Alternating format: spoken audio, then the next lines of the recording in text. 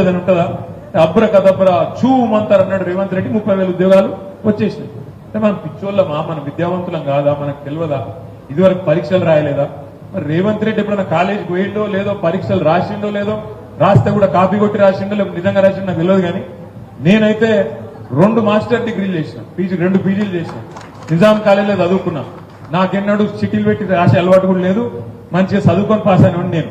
మరి ఆయన ఎట్లా పాస్ అయిండో ఏం చేసిండో నాకు ఎరకలేదు. కానీ గింత అన్యాయమా చెప్తే అబద్దాలు, గింత దారుణమైన అబద్దాలు. 2 లక్షల ఉద్యోగాలు ఇస్తా అన్నాడు.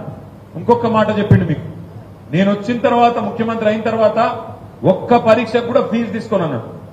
టెట్ రాసిన వాళ్ళు ఉన్నారు ఎవరన్నా? టెట్ ఉన్నారు. కేసీఆర్ ఉన్నప్పుడు టెట్ ఫీజు ఎంత తమ్మి? 500. రేవంత్ రెడ్డి వచ్చినాక టెట్ ఫీజు ఎంత అయింది? 2000 అయింది. ₹1 ఫీజు తీసుకొని అన్నోడు టెట్ కేసీఆర్ ఉన్నప్పుడు 400 ఉంటే లొల్లి పెట్టినోడు ఈయన వచ్చినాక 5 రెట్లు పెంచిండట. 500% పెంచి 2000 చేసిండు. పెన్షన్ పెరగలేదు, రైతు భరోసా పెరగలేదు, తులం బంగారం రాలేదు, ఇవేవి రాలేదు. ఆడపిల్లలకు 2500 రాలేదు. కానీ నిరుద్యోగ భృతి లేనే లేదు. కానీ టెట్ ఫీజు మాత్రం 5 రెట్లు పెంచిండు. అంటే ఎంత గొప్ప మార్పు! కరెంటు పోయే మార్పు, మర్డర్లు చేసే మార్పు, ఉద్యోగాలు ఇవ్వకుండా ఇచ్చినా అని చెప్పే మార్పు, ఫేక్ న్యూస్ ను నిజమైన న్యూస్ అని భ్రమింపజేసే మార్పు. ఈ దిక్కుమాలిన మార్పున మనం కోరుతున్నది విద్యావంతులుగా మీరు ఆలోచించాలని చెప్పి నేను కోరుతాను. ఇంకొక మాట మా ఆడబిడ్డలను అడుగుతున్నాను. నెలకు 2500 ఇస్తా అన్నాడు. 18 ఏళ్ళు నేను ఆడబిడ్డలందరికీ వచ్చిందా ఒక్కలకన్నా? ముసలోళ్ళకు 4000 ఇస్తా అన్నాడు. కేసీఆర్ ఇంట్లో ముసలమ్మకి ఇస్తుండు, లేదంటే ముసలయ్యకి ఇస్తుండు, నేను ఇద్దరికి ఇస్తా అన్నాడు. ఒక్కలకన్నా వచ్చిందా? రాలేదా? మీరు ఆడబిడ్డలు నాకు అబద్ధం చెప్తున్నారు. ఎందుకంటే నేను పొద్దున్నే చూసినా రాహుల్ గాంధీ ఆదిలాబాద్ లో చెప్పిండు. ఏం చెప్పిండు? తెలంగాణలో మహాలక్ష్మి పథకం చాలు అయిపోయింది, ఆడపిల్లల ఖాతాలో పడతానే ఉన్నాయి పైసలు, 2500 ఇట్లా లక్షలు కుమ్మరిస్తున్నా అని చెప్పిండు. ప్రియాంక గాంధీ ఏమో ఉత్తరప్రదేశ్ లో చెప్తుంది, మా ప్రభుత్వం వచ్చింది తెలంగాణలో, మేము అక్కడ మాట ఇచ్చిన మాట నిలబెట్టుకున్నాం, నెలకు 2500 ఆడపిల్లల ఖాతాలు వేస్తున్నామని చెప్తున్నాం. లేదా? మధ్యలో మీ బాలనాయకం అని ఎత్తుకపోయినామో చూడు. లేదా? ఎట్లుంది కథ అంటే ఎక్కడ ఇచ్చింది లేదు, పెట్టింది లేదు. వాళ్ళ మాటలకు మొక్కాలి, వాళ్ళ నోర్లకు మొక్కాలి. ఇక వీళ్ళందరికీ మించిన మొగాడు రేవంత్ రెడ్డి మొనగాడు. ఏమంటున్నాయన? మనం ఎంత పిచ్చోళ్ళం అనుకుంటున్నదో నాకే తెలియదు. 6 గ్యారంటీలలో 5 అమలైపోయినాయి. 5 అమలైపోయినాయట. 5 అయినాయా?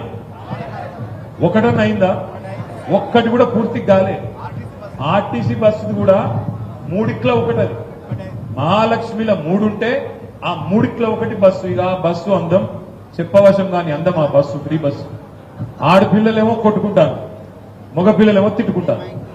వీళ్ళేమో సీట్ల కోసం వాళ్ళకెళ్ళి కిటికీలకెళ్ళి దుక్కి, బస్సులకెళ్ళి దుక్కి, ఆ డ్రైవర్ను అనుకుంటా, కండక్టర్ కడుపులో గుద్దుకుంటా, మీరు సీట్ల కోసం మీరు.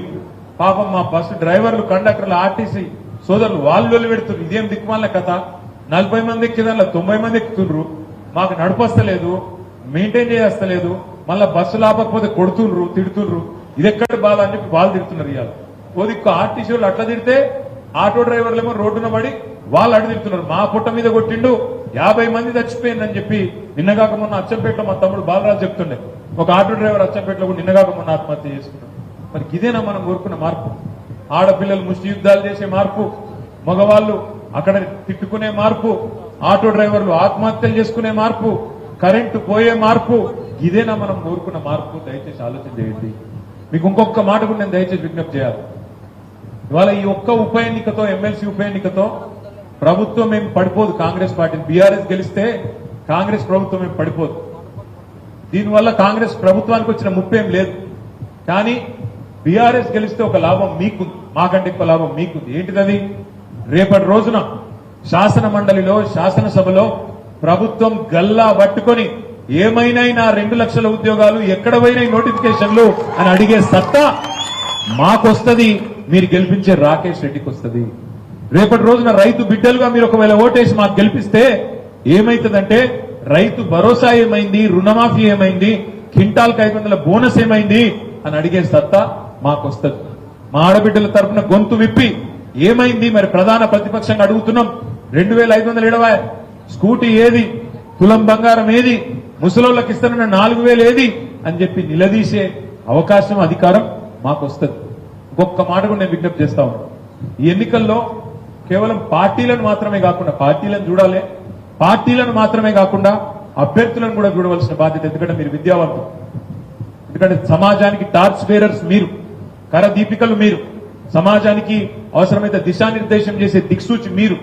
సమాజం ఎప్పుడైనా ఏకపక్షంగా ఏదైనా ఉన్మాదంలో కొట్టుకొని పోతుంటే సరైన దిశానిర్దేశం చేయవలసింది వివేకవంతులైన విద్యావంతులైన మీరు. అందుకే నేను అడుగుతున్నా, మీకు ప్రతినిధిగా ఎవరు ఉండాలి సభల్లో? అసలు శాసనసభ ఎందుకుంది, శాసన మండలి ఎందుకుంది? ఒక్కసారి ఆ విషయం కూడా మీకు చెప్పాలి. డాక్టర్ బాబాసాహెబ్ బిఆర్ అంబేద్కర్ ఎప్పుడైతే రాజ్యాంగాన్ని రచించిండ్రో ఆనాడే ఆయన అర్థవంతమైన ఒక ఆలోచన చేశారు. ఎప్పుడన్నా ప్రజలు ఏకపక్షమైన తీర్పునిస్తే శాసనసభలో గాని, లోక్సభలో గాని, పార్లమెంట్ లో గాని, లేదా ఇక్కడ అసెంబ్లీలో గాని ఒక్క పార్టీకి ఏకపక్షమైన తీర్పిస్తే వాళ్ళు నియంతృత్వ పోకడలు పోతే, ఏకపక్ష పోకడలు పోతే దానికి ఒక బ్యాలెన్స్ ఉండాలి, చెక్ ఉండాలి, అదుపు పెట్టే ఒక యంత్రాంగం ఉండాలని చెప్పే అక్కడ రాజ్యసభ పెట్టిండు, ఇక్కడ కౌన్సిల్ పెట్టిండు. రాజ్యసభలో మనం మొన్నటిదాకా మన బడుగుల లింగయ్య యాదవ్ గారు ఉండే, ఈ కౌన్సిల్లో మొన్నటిదాకా మన కర్ణె ప్రభాకర్ గారు ఉండే. ఏం చేయాలి? కౌన్సిల్లో రాజ్యసభలో ఉన్న సభ్యులు శాసనసభలో ప్రభుత్వం మీద తప్పు చేస్తే శాసన మండలిలో ఉండే విజ్ఞానవంతుల